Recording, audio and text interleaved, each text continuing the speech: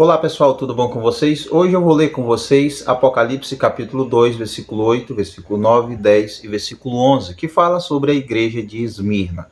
Então, se você pode, pausa aí o vídeo, pega a sua Bíblia, acompanha comigo, tá bom? Ou se você pode anotar, anota.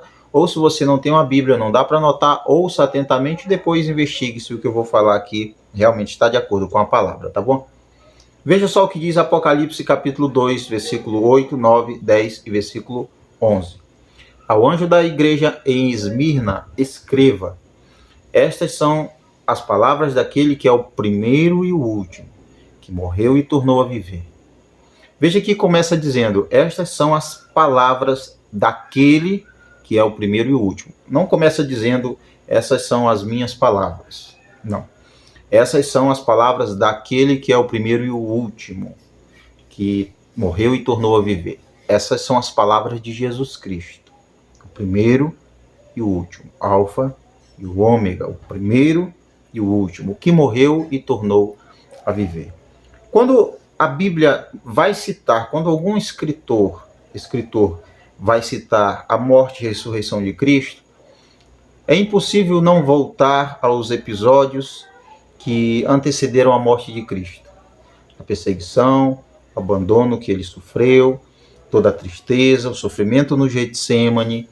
Os apóstolos o abandonaram, ele foi então levado diante das autoridades, ele foi humilhado, ele foi escarnecido, zombaram dele, bateram nele, trocaram ele por Barrabás, colocaram numa cruz e então, crucificado, ele morreu por nós. Veja que a carta, ela faz questão de lembrar a eles que quem está escrevendo para eles é aquele que morreu, que ressuscitou.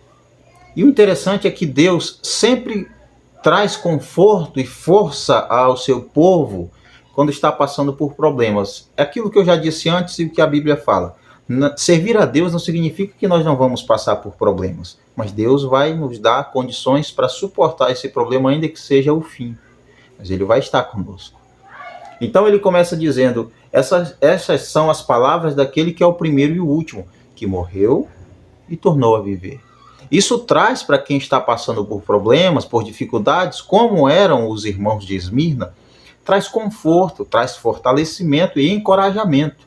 Saber que aquele que morreu e ressuscitou escreveu uma carta para fortalecer eles, uma carta para animar ou reanimar eles, uma carta para trazer esperança para eles, para trazer confiança, uma carta que tem como objetivo fortalecer aqueles irmãos neste momento tão difícil. Aquele que morreu e tornou a viver, ele está escrevendo uma carta para vocês.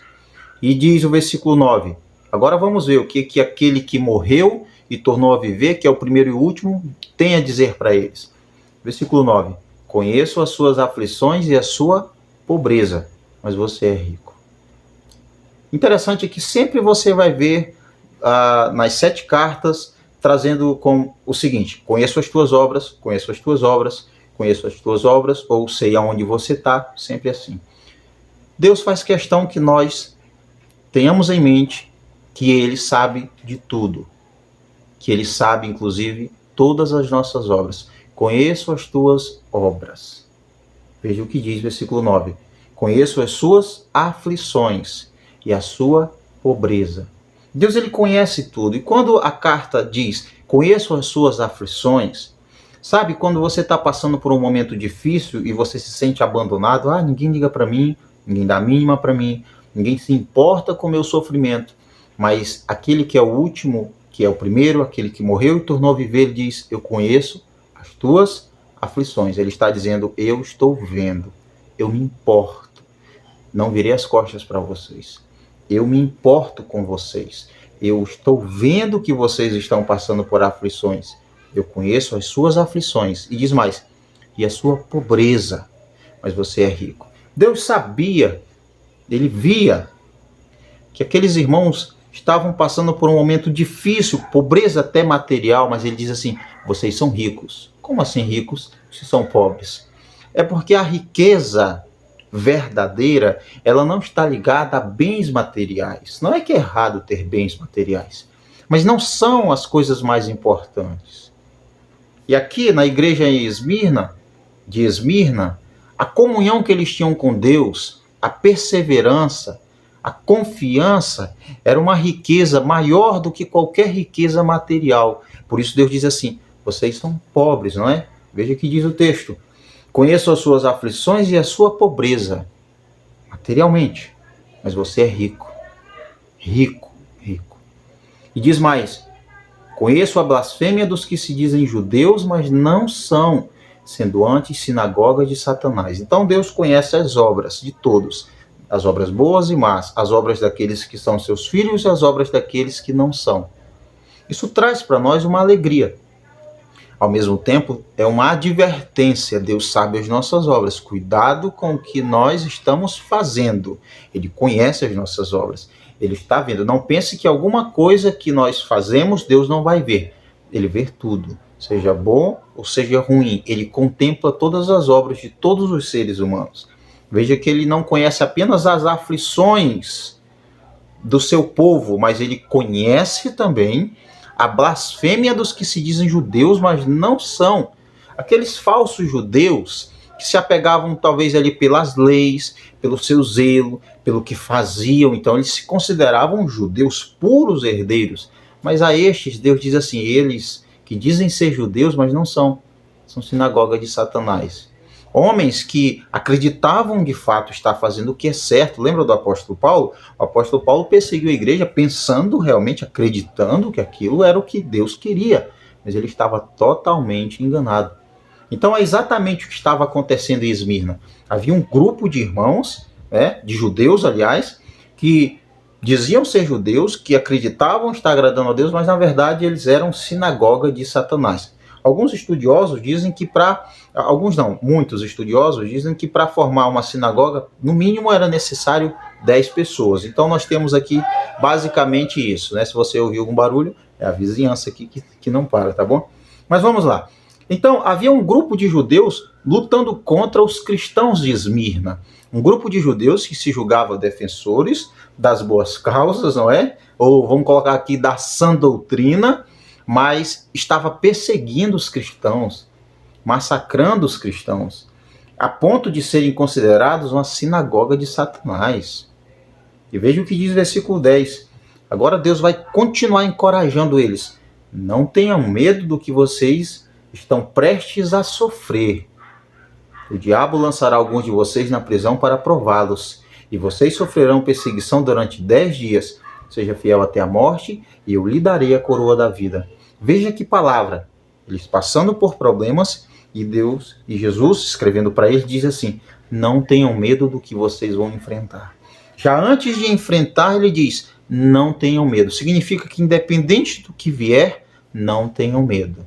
Independente do que vocês vão passar, enfrentar, independente de quem se levante contra vocês, não tenham medo. Então ele já dá essa palavra, uma ordem: não tenham medo. E ele continua: o diabo lançará alguns de vocês na prisão para prová-los. Veja que a provação que foi sobre os cristãos de Esmirna, o diabo estava de alguma forma agindo para lançá-los em prisão, perseguição, martírio e tudo mais. Mas havia um propósito para prová-los. Qualquer que seja a dificuldade, a aflição, tem um propósito. Ainda que você não acredite, ainda que você não consiga entender, há um propósito. Há um propósito. Pode ser que você não aceite essa realidade, mas tudo há um propósito.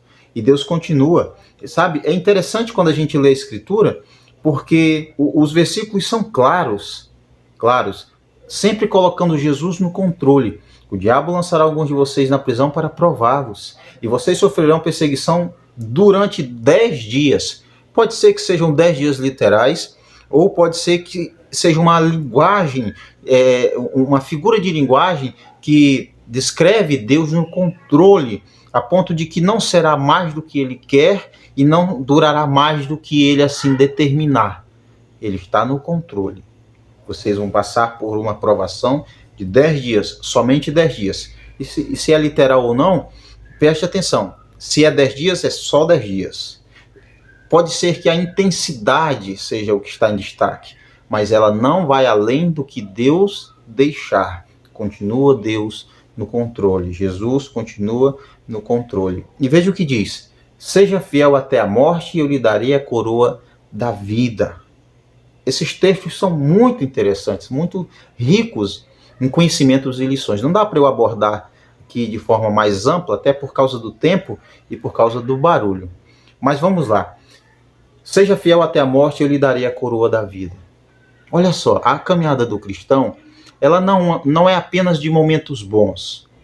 E Cristo estava advertindo ele: seja fiel até a morte. Se for preciso perder a vida, seja fiel.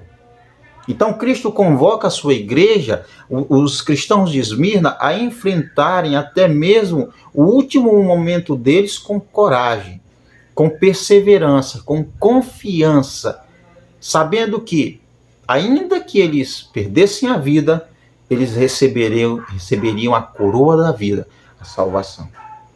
Significa que, em alguns casos, para algumas pessoas, a coroa da salvação, ela vem através do sacrifício. Claro que nós precisamos aqui discernir, a salvação é por Cristo, mas aquele que foi salvo, ele está disposto a morrer por Cristo. Ele está disposto a ser entregue até a morte por amor a Cristo. E ele receberá a coroa que foi conquistada por Cristo Jesus. E versículo 11, eu tenho que falar rápido aqui, senão daqui a pouco eu não consigo falar mais. Aquele que tem ouvidos, ouça o que o Espírito diz às igrejas. O vencedor de modo algum sofrerá a segunda morte. A segunda morte é o distanciamento, o afastamento, a separação eterna de Deus. E veja só que o vencedor aqui, em alguns casos, lá nos cristãos de Esmirna, os vencedores foram aqueles que perderam a vida também. Não só aqueles que prevaleceram durante as perseguições, não só aqueles que resistiram às provações, mas aqueles que morreram sem negar a fé. Resumindo aqui, fechando para nós precisamos enfrentar as dificuldades com confiança, sabendo que o nosso Cristo, ele morreu e ressuscitou. Ele é o primeiro e o último, ele é o princípio e o fim. Ele é aquele que tem domínio sobre tudo e sobre todos, e nenhuma ação acontecerá sem que ele assim queira, tá? Ou como alguns dizem, sem que ele permita. Eu gosto de usar sem que ele queira. Muitos cristãos estão sendo traídos e perseguidos por aqueles que se dizem irmãos. Há países nos quais não se pode falar do Evangelho, não se pode pregar o Evangelho, e quantos irmãos estão padecendo em meio a essas perseguições. Mas Deus, de alguma forma, ele cria um jeito para que o Evangelho chegue até as pessoas, para que elas ouçam o Evangelho, para que seja anunciado a todos os povos o Evangelho, que é as boas novas. E saiba que não há aquele velho ditado, isso é um ditado, não é um versículo, não há bem que sempre dure e não há mal que nunca acabe. Significa que tudo tem um tempo determinado por Deus. E mesmo as coisas ruins, elas vão ter um basta. Nós precisamos e devemos encarar dificuldades com confiança em Deus, com alegria no Senhor, com esperança de que, ainda que se passarmos pela morte, Deus vai nos dar a coroa da vida, que é a recompensa que nós receberemos naquele último dia. Uma recompensa que foi conquistada por Cristo para ser entregue a todos aqueles que perseveram. E a perseverança, ela é uma das características dos verdadeiros cristãos. Um verdadeiro cristão, ele vai perseverar, aliás, até o final. Ele não vai ficar no meio da estrada, ele não vai abandonar sua fé. Um cristão verdadeiro, ele vai perseverar até o fim, mesmo que seja preciso ele perder a sua própria vida. Comenta o que você achou desse texto, se ficou alguma dúvida, tá? Eu tive que trazer bem rápido e tive que cortar um pouco o raciocínio devido aos barulhos e coisas e tudo mais, não é? Mas acredito que você entendeu pelo menos um pouco. De repente eu vou trazer até uma live explicando melhor, detalhando cada ponto dessa carta e de outras cartas em Apocalipse. Obrigado por assistir até aqui, até o próximo vídeo.